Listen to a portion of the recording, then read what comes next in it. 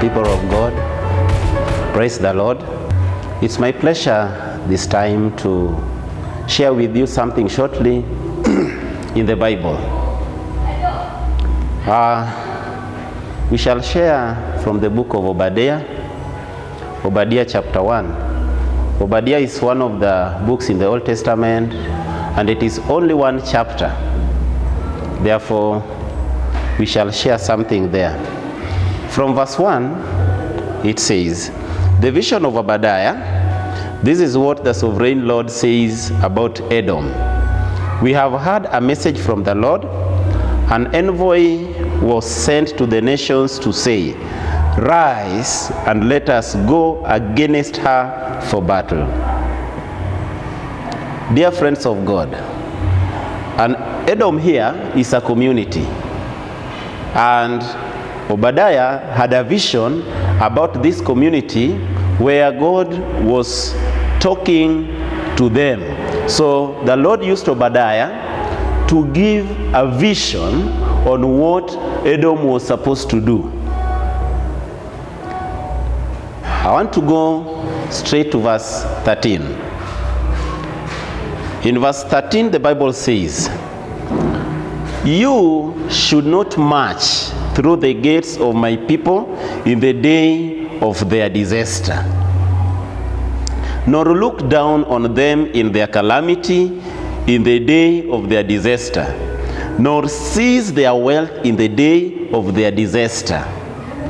You should not wait at the crossroads to cut down their fugitives, nor hand over their survivors in the day of their trouble. Something for you in verse 15. The day of the Lord is near for all nations. As you have done, it will be done to you. Your deeds will return upon your own head. Dear friends of Christ, do you ever take your time to hear people's testimonies? If you do, you will realize that not everybody treads in a bed of roses. You will realize that life is not easy. You'll realize that where somebody is today, he or she has come from a place. And for that reason, may it come to your attention that it's the Lord who has brought you where you are. One singer said at a certain time that I'm not what I'm supposed to be. I'm not where I'm supposed to be.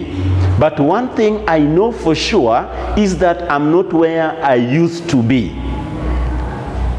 In the 13th verse, 3 areas mentioned is disaster. Disasters are bad moments. Disasters are times of troubles. Therefore, what does the Bible encourage us this moment? That you should not march through the gates of my people in the day of their disaster, nor look upon them in their calamity. Everybody has a calamity. The life of a human being is full of bad times and good times. But the Bible reminds us that during that time of problems, we should not enjoy. We should not be happy for other people's problems. Look at the second part. Do not seize their wealth of during or on the day of their disaster. There are some people that when somebody is suffering, they come close to you and carry away your wealth or the little that you've worked for. Verse 14. Do not wait at the crossroads to cut down their fugitives, nor hand over their survivors in the day of their trouble. What does being at crossroad means? You wait for this person, you know that he or she will run away or escape, and this is the route he or she will use. Then you want to attack them from that point. Why? Because they are weak. In times of trouble, somebody is confused. Your mental setup is not composed. Therefore, the Bible encourages us that we should not be at crossroads. Instead, at that point, in your sober mind, assist. Pray for a brother. Pray for a sister. What do we get in verse 15? The day of the Lord is near for all nations. And I want to say, the day of the Lord is near, and it's coming for each and every Christian. We are reminded that whatever you do will return back to you. Dear listener, I want to encourage you to do good. I want to encourage you to uplift hearts. I want to encourage you to encourage someone in times of trouble. Because at the end of the day, your encouragement will uplift this person from his troubles. If you can assist materially, assist. Because the good that you are doing, you may see it as a burden now when you are assisting. Giving is painful for some people, yes. But it's a sacrifice. You don't give because you don't have anything to do with whatever you are giving. But you deny yourself so that the other person can benefit. You give to the other person because you know what it means to lack. But at the end of the day, the good that you have done will follow you. You may not know. As the Bible says, the day of the Lord is coming.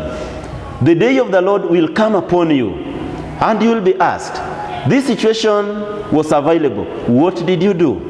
I gave you this and this. What did you use it for? Therefore, my dear listener, as we conclude, we are reminded that as you have done, it will be done to you. As you have done. That means each and every person has a duty to carry out. Do something. Work for God. So that when God will come on that day, he will remember the good deeds that you did. Look at this. It will be done to you as you have done to others. Your deeds will return upon your head. Whatever you do to the least of my brother, that you do unto the Lord. Be encouraged this afternoon, and may you continue doing good. May you uplift a brother, may you uplift a sister, and the Lord will bless us together. Amen.